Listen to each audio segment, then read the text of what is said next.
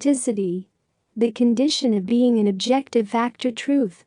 Facticity is a term often used in phenomenology, as for example in a phrase such as the facticity of being, which suggests that although the subject always interprets the world and its phenomena, and that one only apprehends one's being in phenomenological terms, one's being has a pre-phenomenal and pre-linguistic materiality. False consciousness. Illusory or mistaken beliefs. The term is used in Marxist theories to designate the beliefs of groups with whom one disagrees, or who are in need of liberation and enlightenment. Otherwise, the belief on the part of the middle classes which insists that class-based interests are not positioned ideologically, but are universal. Fantasy. In everyday language, fantasy refers simply to the workings of the imagination, but in different theoretical models it has more force. In psychoanalysis, for example, fantasies are often compensatory dreams of wish fulfillment that allow the dreamer to cope with disappointment, and the dreamer may even convince him or herself that the fantasy is real. In structuralist writings, fantasy in literature, or the fantastic, as defined by Tsvet and Todorov, refers to stories or events within them whose status is left unclear to the reader. Is it real or not? The term has also been used to describe any narrative mode that is set in an imagined world that echoes an imagined past, especially one of dwarves and fairies, as opposed to science fiction. Cyberpunk, which look to the future and to technology for fantastic effects. Fascism. A political philosophy, movement or regime that elevates conceptions of race and nationhood over the individual. Such groups often involve a centralized autocratic governmental structure led by a dictator. In addition to regimenting social and economic policies, fascist regimes frequently engage in the forcible suppression of their political or cultural opposition. Fetish. Fetishism. Sexual excitement in Freudian discourse, brought about by the subject's focus on a specific object or body part.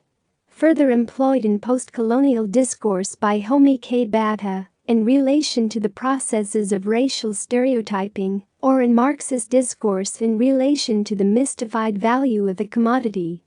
Fetishization.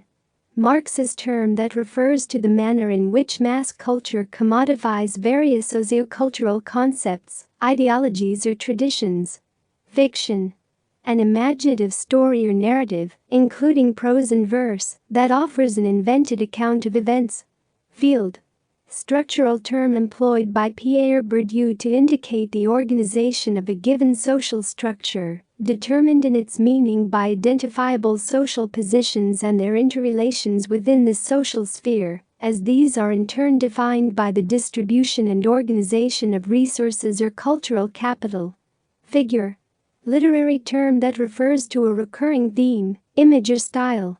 As with tropes, figures often serve as vehicles that allow language to move beyond its literal functions and begin working in a metaphorical capacity. Flaneur. French word defining a, mostly, male member of the moneyed leisured middle classes, with the time to stroll idly and without purpose around cities and towns, observing life. Gaining popularity as a literary type in the 1890s, chiefly in Paris and associated with that other fin de siècle figure, the dandy, the flaneur enjoys the luxury of observing in an unsystematic manner the social and cultural life of the urban world, without being observed himself. German cultural critic and theorist Walter Benjamin developed the critique of the flaneur, principally in his The Arcades project, a study of the phenomenon of urban Parisian life at the end of the 19th century. Flow. Also flux, a term from the work of Gilles Deleuze and Félix Guattari, signifying material and semiotic flows, such as desire, which, it is argued, are not essential to human subjectivity, but precede the subject. Pursuing such flows, Deleuze and Guattari maintain, offers potential lines of flight, and thus the deterritorialization of the sovereign subject. Foregrounding. Literary and aesthetic concept first proposed by Viktor Sklavskij, in which the artist or writer regards production as a process and not an end in itself, the purpose of which is to produce in the audience or readership a new awareness of the object or subject represented, and so to understand the world differently.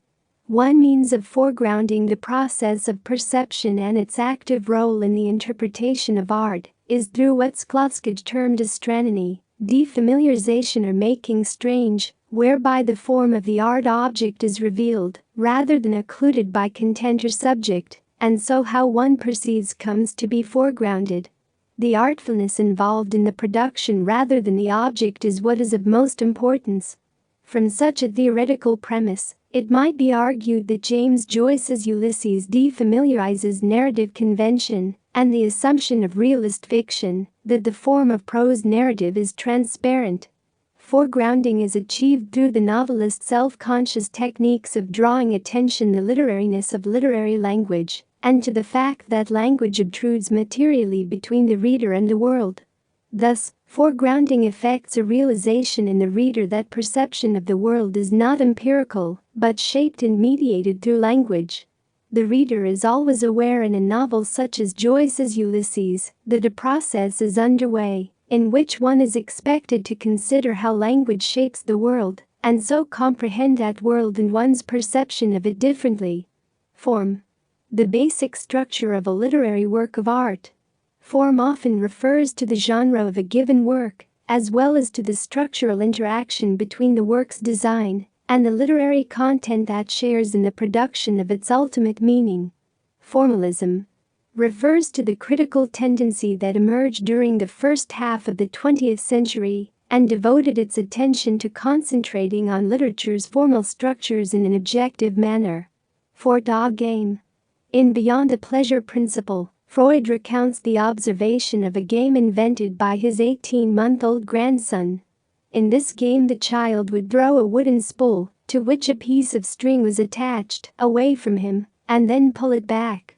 When throwing the spool away the child would make a sound interpreted by Freud as the German fort, meaning gone away. When pulling it back, he would say da, meaning there. Freud interpreted the game as the child's psychic attempt to control absence and presence as a compensation for situations over which he had no control, such as his mother's temporary absences. More generally, Freud introduced through the illustration the concept of the return of the repressed. Free indirect discourse or style. Mode of narrative presentation, which, though not directly presented as a character's speech patterns, idioms, or grammatical idiosyncrasies, presents thoughts, events or reflections, as if the narrative were the character's point of view. An example of this is when James Joyce begins the story, The Dead, with the sentence, Lily, the caretaker's daughter, was literally run off her feet. Though the words are the narrator's, the figure literally indicates that this is what Lily thinks or what she would say. She is not literally run off her feet at all. It would be grammatically correct to say that she was figuratively run off her feet, as the phrase is a figure or idiom, obviously, for being extremely busy.